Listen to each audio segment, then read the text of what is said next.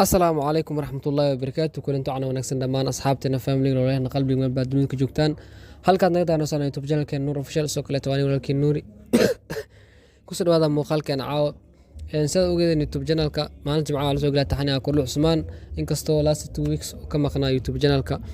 wax kale soo maqneen ana xanuunsanaa xanuunku ka soo kacay insha Allah haduu ilaahay raad kadib muuqaalada noo soconi doonaan inta muuqaal guud gal ka hor data markuu rees channelka soo booqatay fadlan daawada waxa ka codsanaa channelka subscribe noo saarto video like asaad soo kale comment aad waqti fikirdiina aad ma santiin haddii asxaabi codkii xabeeb uu ku jiro ama uu gaayo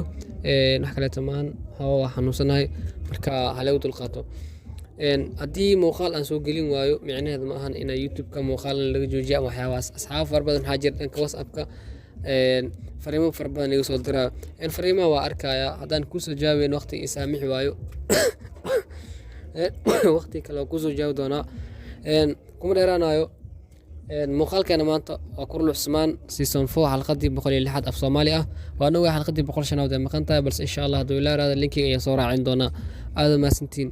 mudana muuqaalkeena ku dheeraado muuqaalkan inta soo eegyahay intii muuqaalkan muuqaalka aan kulmana xan leeyahay والسلام عليكم ورحمة الله وبركاته.